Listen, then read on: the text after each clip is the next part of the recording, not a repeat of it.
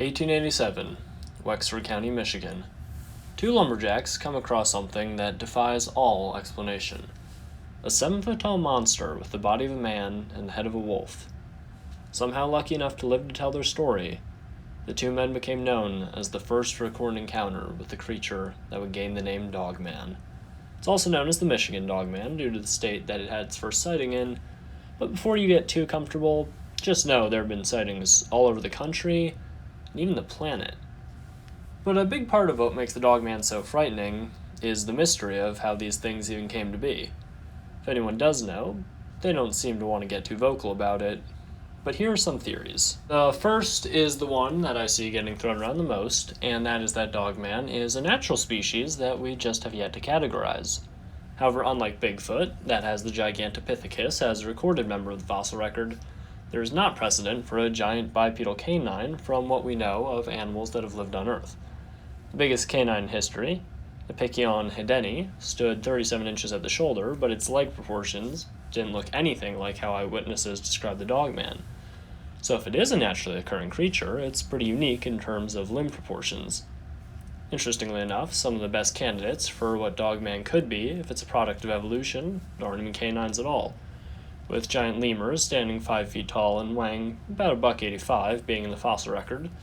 Now this would be smaller than the Dogman, but it's possible that there were larger variants, or some with gigantism split off and reproduced with each other, and others believe that a baboon-like entity, such as the now extinct Dinopithecus, with enough size could give the illusion of being a real-life werewolf due to its snout. Another explanation some people have given for how the Dogman came into existence is that there's some type of lab experiment either gone wrong or gone right, depending on what the goal was, with most stories supporting this claim involving some type of government conspiracy with the monstrous mutts. This would explain why they don't seem like something that would naturally occur in evolution, but I'm not really a big proponent of this theory for two reasons. The first is that the earliest recorded sighting came in 1887, with Native Americans having stories from even earlier. These things were made artificially, there's pretty much no way it was by humans.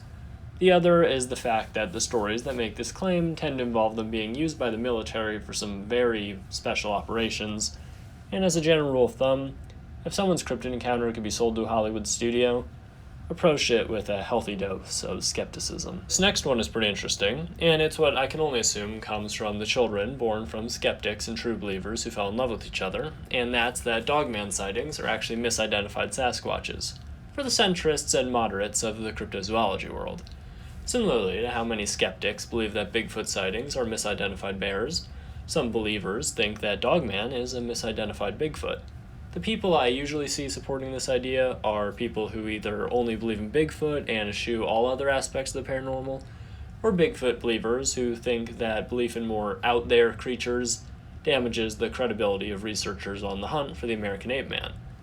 Normally, I wouldn't exclude explanations that seek to debunk a cryptid's existence in a video like this, but due to the nature of the theory still being fantastical in nature, I do believe it warrants a mention. Now, I've heard two different explanations as to why people may be seeing Bigfoot but believing it's a canine cryptid. The first is that it's a variant of Bigfoot that has a snout, usually a Type 3, also known as a googly, and in their panic, eyewitnesses' brains default to thinking werewolf rather than baboon, perhaps due to more familiarity due to Hollywood. The other explanation is a little stranger yet, and that is that some Sasquatches actually wear masks for rituals or some other purpose, and they give the illusion of the creature having a snout. Now, some stories show a very impressive, and frankly a little scary, degree of intelligence from the Sasquatch, but if they're performing rituals, I couldn't even begin to guess why, and that's before you even get into how the masks would be made. Others, much deeper in the supernatural camp when it comes to Dogman, believe that it's some form of demonic entity. Now, demonic is being used somewhat loosely, sort of meaning any otherworldly, malignant being, rather than specifically the angels who joined in Lucifer's rebellion, but there are two parts of the Bible that some believe could refer to the Dogman. Interestingly enough, literally from the first and last book, Genesis and Revelations, respectively. Genesis 6:4. There were giants in the earth in those days, and also after that, when the sons of God came unto the daughters of men, and they bore children to them. The same became mighty men which were of old, men of renown. Some cryptozoologists also attribute other bizarre humanoids, such as Bigfoot and Goatman, to being Nephilim, And at 7 feet tall on the low end, I think giant is certainly a fitting moniker for the colossal canine. Now we go to Revelation 6:8. And I looked, and beheld a pale horse, and his name that sat on him was Death, and hell followed with him, and the power was given unto them over the fourth part of the earth, to kill with sword, and with hunger, and with death, and with the beasts of the earth. Some believe the dogmen are the beasts of the earth being referred to, and they certainly seem capable of the job in question. It appears as if there has been an increase in dogman sightings in recent times, and some see it as a sign of the end times being imminent. I personally think the appearance of an uptick in sightings may just be owed to the internet allowing more people who've seen these things to share their stories while remaining anonymous, encouraging people who otherwise wouldn't discuss what they've seen to do so without judgment, rather than a legitimate increase in the number and the rate of sightings. The next theory I want to discuss is one that gets suggested for a lot of cryptids, and that is that the dogman is some type of interdimensional entity that somehow enters into our world for brief periods.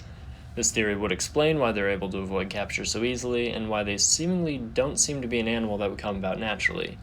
There's not too much to say about this theory, but there are a good number of dogman sightings that involve orbs and even portals, so there could very easily be something to it. The last theory I want to talk about is one that gets written off a lot in the dogman community, and that is that the creature that looks like a werewolf is in fact a werewolf, transformation null, full moon possibly sold separately. This is pretty out there, I'll be the first to admit, but it's a question that should be asked. In the field of cryptozoology, we really have to be open to all possibilities. While many call Dogman a real-life werewolf that just doesn't transform, there's nothing to suggest this, plausibility aside. In the Four Corners, the states of Utah, Colorado, New Mexico, and Arizona, there are stories of skinwalkers, evil Navajo shamans who are said to be able to shapeshift into animals, usually with some details of their appearance being not quite right, as well as them choosing to move bipedally, meaning there may be precedent for a shapeshifting, upright walking canine in North America. There are stories of dogman sightings involving them being dressed in human garb, a few even mentioning clothes that would have to have been store-bought, and frankly I just don't really see how a 7-foot-tall humanoid canine goes to Old Navy. Not to mention how much human intelligence would explain their ability to evade detection, in addition to them not having to be form-locked all the time. My biggest issues with this theory are the animalistic behaviors shown by these creatures that wouldn't really make sense for a human, and that if they really were people who could just turn into giant wolfmen, and apparently there would have to be hundreds, if not thousands, to account for all the sightings that have been reported, well, to quote Ben Franklin, 3 people can keep a secret if 2 of them are dead. So, I've told you some of the explanations that I've heard. But what do you think the Dogman is? Let me know in the comments section below. Oh, and sleep tight.